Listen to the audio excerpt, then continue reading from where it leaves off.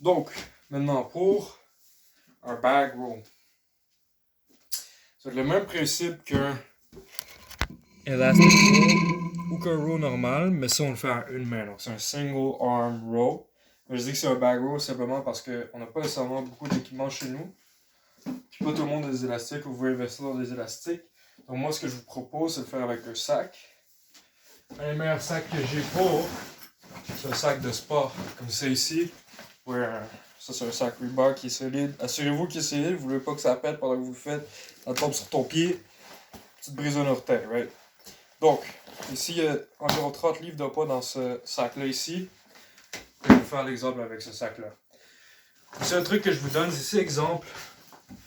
Les sangles ici sont trop longues. Pour moi, ils sont corrects. Mais s'ils sont trop longues, vous pouvez venir twister.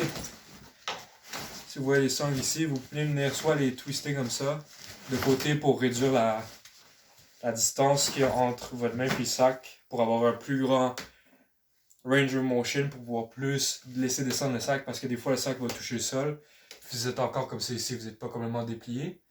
Donc moi je vous dirais, vous pouvez soit faire ça ou venir prendre les sangles, puis venir les rentrer comme ça, un dans l'autre. Sinon, ça peut devenir un peu compliqué, ça dépend de votre sac. Mais moi je vous conseille de soit prendre les sangles et les twister, ça va réduire la distance qu'il y a. Sinon, c'est pas tant grave, au pire vous allez avoir un petit peu moins de range of motion, mais c'est correct. Donc maintenant pour le mouvement, prends le sac, commence sur le sol. Le form pour ça, c'est quand même important d'être bien droit. Le dos, je vais vous mettre de côté. Le dos, vous essayez d'être presque à 90 degrés. Vous allez vous mettre presque comme si votre dos était presque parallèle au sol. Plus vous êtes levé, plus c'est facile, moins ça travaille le dos. Plus vous êtes penché, plus ça va venir travailler votre dos. Plus ça va être difficile, mieux votre workout va être. Votre dos doit être droit, naturellement. Je veux pas que votre dos soit comme ça, c'est un dos rond. J'ai l'air d'un petit chat là.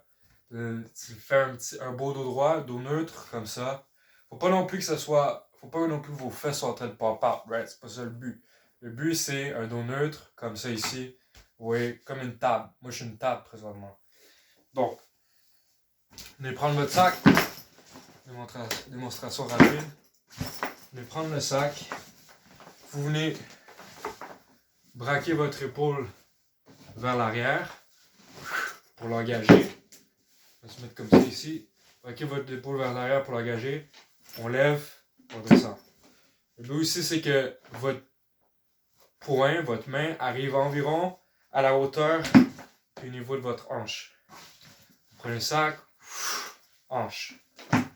Sac, hanche. Laissez-le descendre. On remonte, hanche. Je vais vous mettre un meilleur angle parce que présentement, on ne voit pas super bien. Je vais se mettre ici. Ça devrait être mieux. Donc, continue. Ah ouais, ça c'est beaucoup mieux.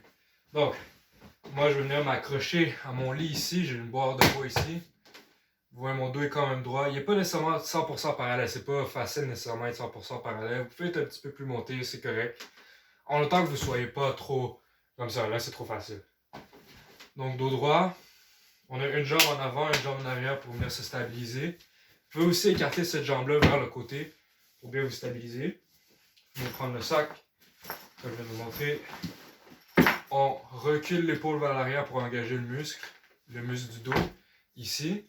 En reculant l'épaule, ça va venir le faire plus travailler. Vous ne voulez pas laisser votre épaule complètement là, loose, puis venir monter après, ça va être trop difficile. Ça va mal engager votre muscle. Donc on recule l'épaule, lève, hauteur de la hanche. Une bonne façon de savoir si vous avez levé assez haut, c'est votre coude dépasse votre dos. On monte, contrôle le mouvement. Il n'y a pas de... Ça, c'est pas contrôlé. Ça fait qu'on contrôle, on lève. Au niveau de la hanche, mon coude a dépassé mon dos, je suis allé assez loin.